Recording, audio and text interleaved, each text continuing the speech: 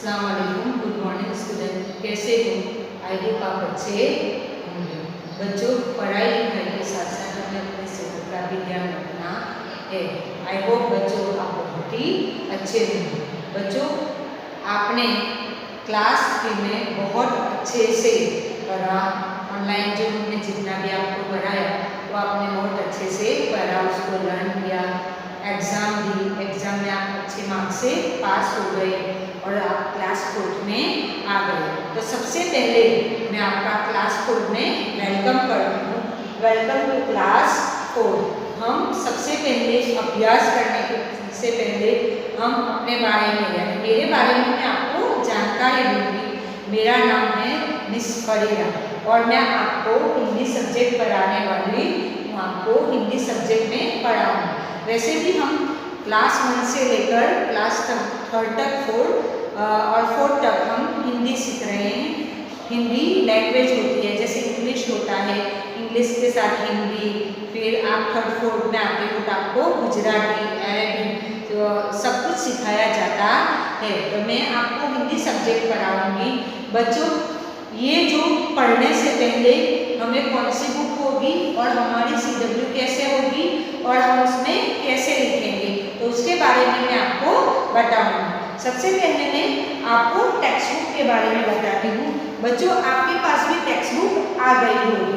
आपके पास जो text book होगी रिमझिम 4, यहाँ लिखा है बच्चों रिमझिम 4, 4ठी कक्षा के लिए हिंदी की पाठ्य पुस्तक, जिसको हम टेक्स्ट बुक कहते हैं, उसको हिंदी में पाठ्य पुस्तक कहा जाता है। तो ये जो पाठ्य पुस्तक है ये हमारे 4th स्टैंडर्ड के लिए है। बच्चों, आपके पास ये जो हिंदी टेक्स्ट बुक है वो भी होगी और CW भी होगी। बच्चों, ये टेक्स्ट बुक के बारे में हम जानते हैं।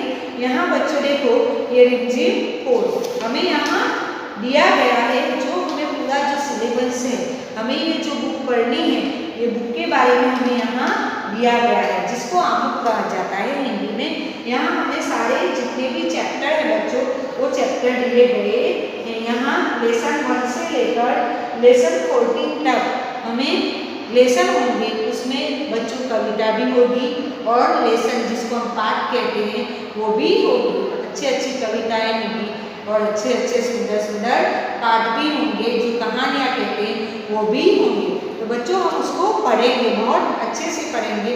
मैं आपको बहुत अच्छे से एक्सप्लेन करूँगी, आप भी बहुत अच्छे से उसको पढ़ना। जब भी मैं आपको इसका वीडियो भेजती हूँ तो बच्चों आप बहुत अच्छे से उसको पढ़ोगे। जब भी मैं आपको ये जो लेसन पढ़ाऊँगी तो लेसन जब पढ़ाऊँगी तो आपको अपनी ये टेक्स्ट बुक है वो टेक्स्ट बुक अपने साथ रखनी है।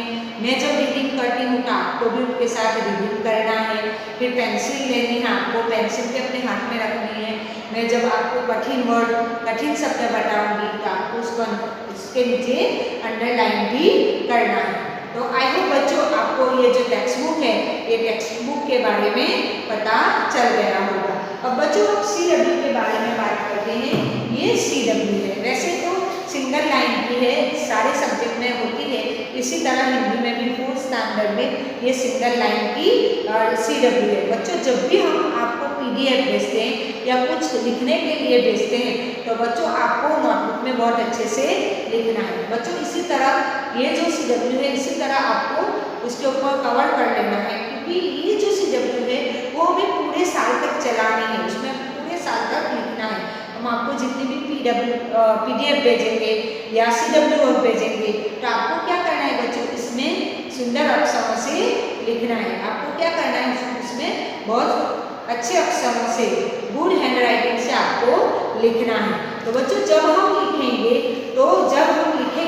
तो उनके जो ये जो सिंगल लाइन वाली बुक है, यहाँ जो हमें कलर वाली लाइन दी है उसमें यहाँ हम क्या करेंगे, मार्जिन में जो भी लेसन होगा या पोयम होगी उसका जो नंबर होगा उसका नाम लिखेंगे। यहाँ उसकी डेट को हिंदी में दिनांक कहा जाता है, तो यहाँ हम उसकी दिनांक लिखेंगे। फिर बच्चों, हम जो भी हमें दिया जाएगा कठिन शब्द, शब्दार्थ, प्रश्न उत्तर, जैसे जैसे हमारी एक्सरसाइज आगे बढ़ती जाएगी बच्चों आपको CW में अच्छे से लिखना है। बच्चों, वैसे हम देखने जाएंगे इंग्लिश में नीचे वाली लाइन को टच करके लिखते हैं।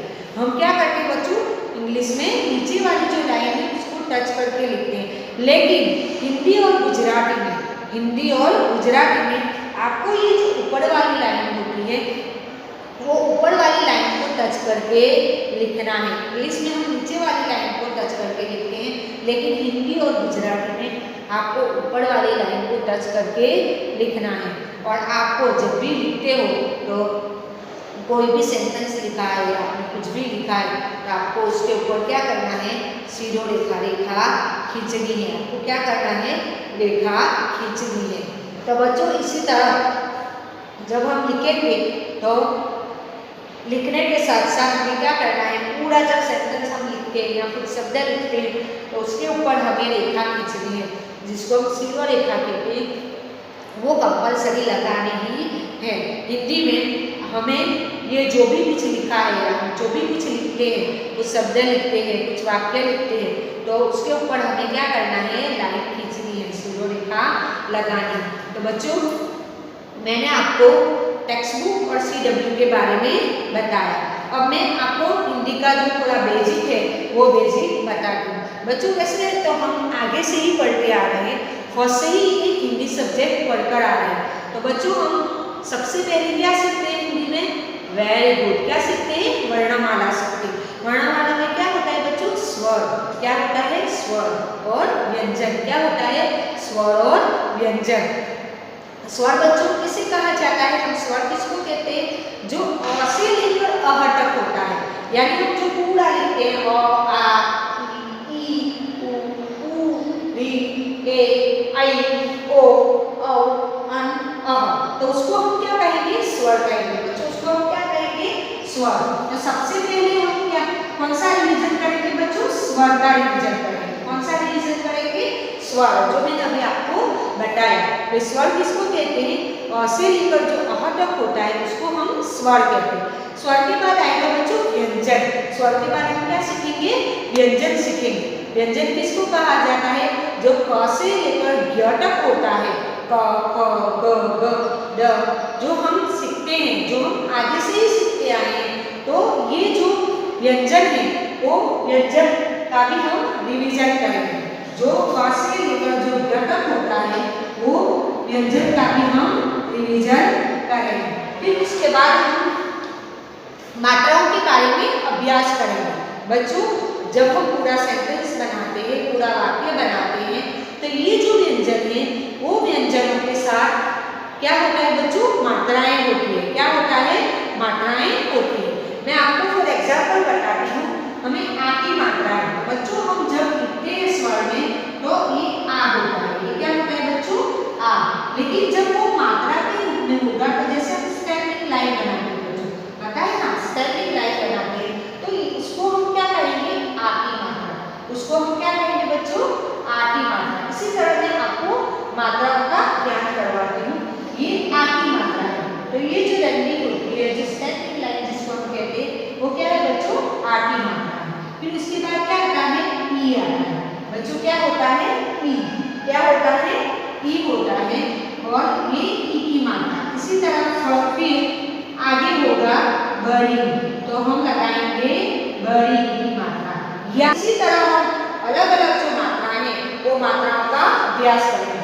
बच्चों ये स्वर और ये जो व्यंजन है वो व्यंजन के साथ हम ये जो मात्राएं हैं, ये जो अलग अलग मात्राएं हैं वो मात्राओं का अभ्यास करेंगे। जब स्वर व्यंजन के साथ लगता है, व्यंजन वर्ण के साथ जाता है, तो मात्रा के रूप में बन जाता है। फिर उसके बाद जब हम वो व्यंजन, वो मात्राओं को व्यंजन के साथ लगाएंगे तो वो पूरी बाराकड़ी बन जाती है।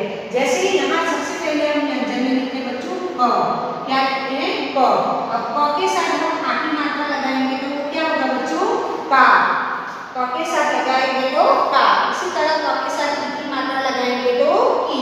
क के साथ हम ई की मात्रा लगाएंगे तो की। इसी तरह हम व्यंजन वर्णों के साथ अलग अलग मात्रा लगाकर शब्द बना सकते हैं।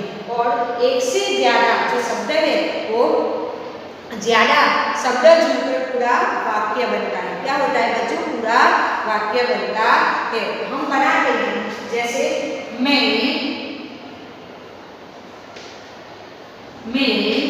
बाजार में बाजार जा रही हूँ।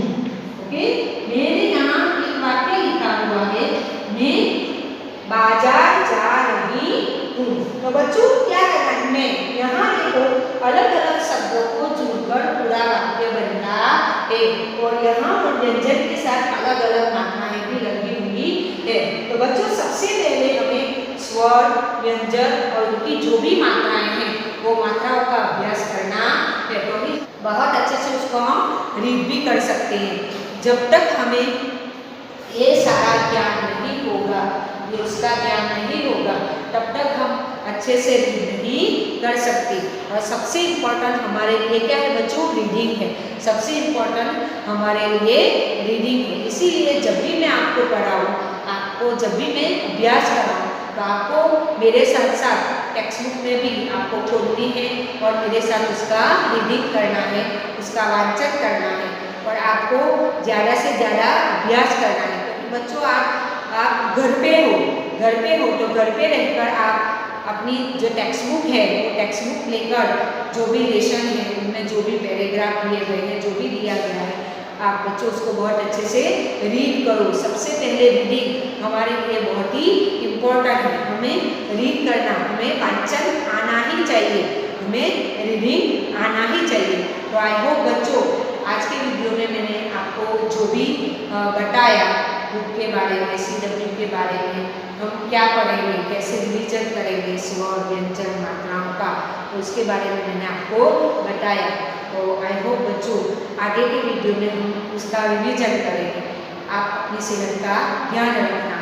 थैंक यू, धन्यवाद।